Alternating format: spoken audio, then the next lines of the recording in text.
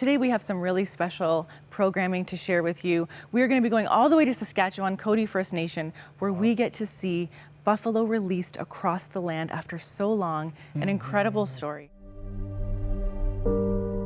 The buffalo are very important for Indigenous people because it was their way of life. You know, they represented the freedom that they had on the land to enjoy every blessing that the Creator has given.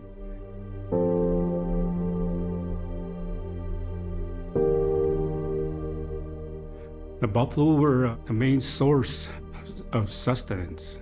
They provided clothing, provided shelter, and a lot of the parts of the buffalo were used by our Indigenous nations.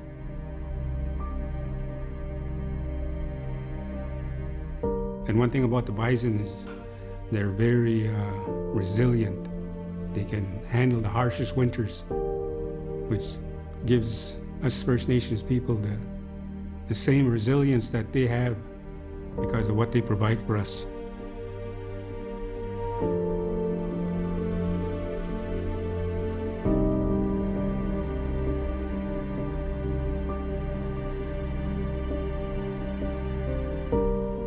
It was the main source of food for our people, and when those were all destroyed, then it just took the will out of the nation. Treaty 4 territory consists of 34 different First Nations, and for Cody First Nation, our treaty was signed in 1874, and the Indian Act came in and kind of destroyed what was a covenant between the Crown and the First Nations.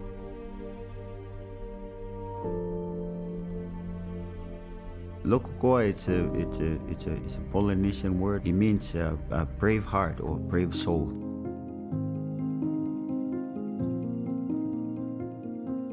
Lokokoa is a group of Polynesian young men and women who not only love their culture, but somehow believe that their culture as a Polynesian was a gift from the Creator.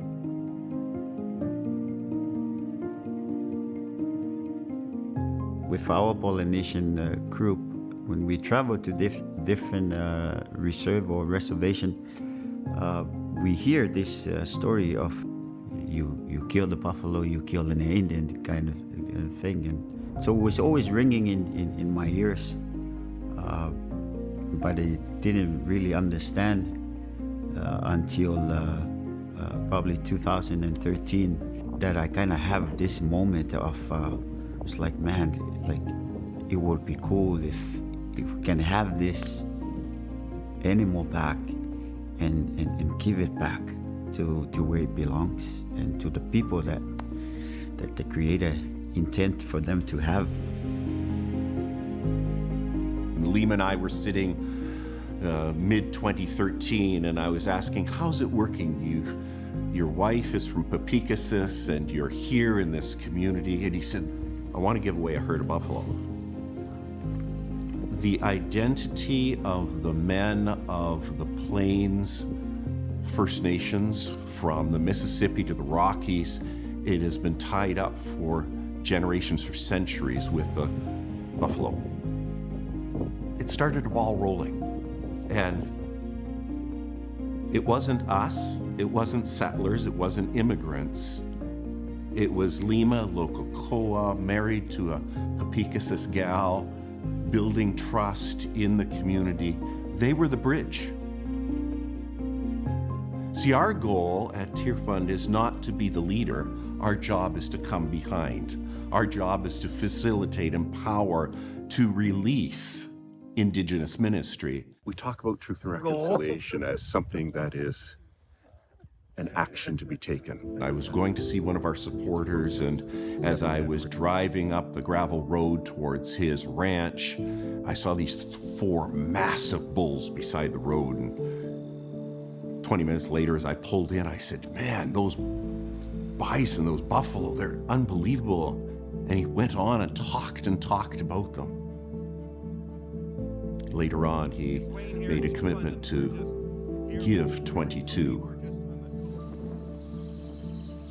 We structured this through a covenant between Lokokoa and Pepikas's First Nation. It was a covenant built on trust, not with something to get back, but that Pepikas's would put up the fence, they would put up land, and it would grow as the herd would grow. But when the herd would grow to 100, they would go and gift 22 buffalo, 20 females and 2 bulls to another First Nation. But out of that came a herd that went to Zagame and a herd that went to Pheasant Rump. And now we've seen another herd at Cody First Nation. We provided the land, and we provided the material for the fence, and Lima and his crew built the fence. And here in Canada and the churches, he provided the resources to buy the buffalo. And Ron was the one who provided the herd. The idea of having the buffalo return back to Cody First Nation, when I mentioned it to a couple of our elders, they got pretty excited. They said, we've been praying for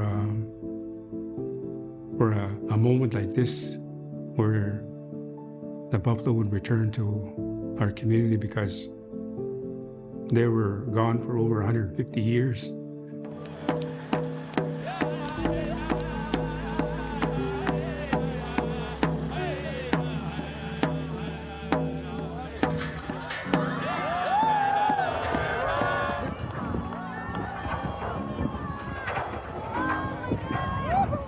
And the elders their tears were coming out of their eyes. They were hugging each other. The kids were just screaming and yelling.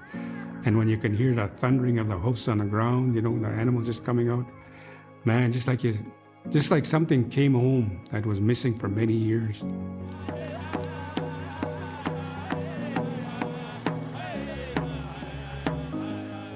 And we just embraced that spiritual relationship with the Creator, saying thank you for bringing the buffalo home.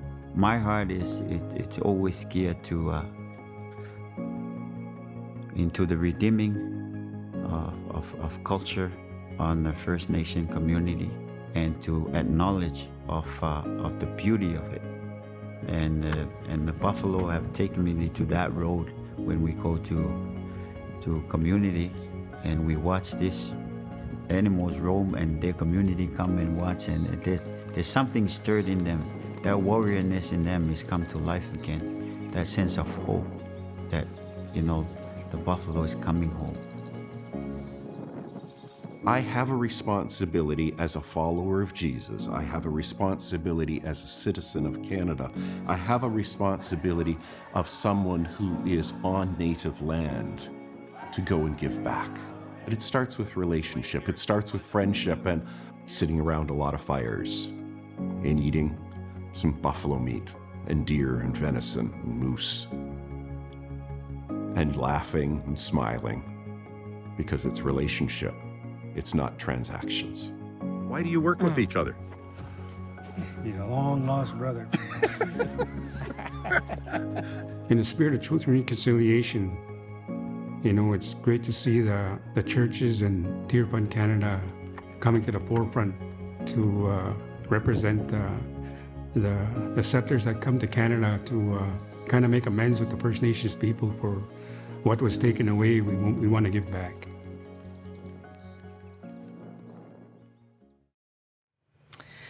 Wow, Carmen, what an incredible story. I think back to the fact that in the 1800s, there were 30 million buffalo across the land here. But as settlers came, they wiped it out. And with that, a way of life, because the buffalo created opportunities for the hide that was needed for shelter, for clothing, food. And, Indigenous people, from my research, made use of every part of the animal, even the bones for weapons, all different things. Everything. And that's so close to identity. It's like wiping out identity when you wipe out the source of somebody's livelihood. Yeah, and just as mentioned in the video, that buffalo were very important to our people, and unfortunately, the buffalo, as mentioned in the video as well, is that they were killed deliberately so that our people wouldn't survive, so our people wouldn't thrive.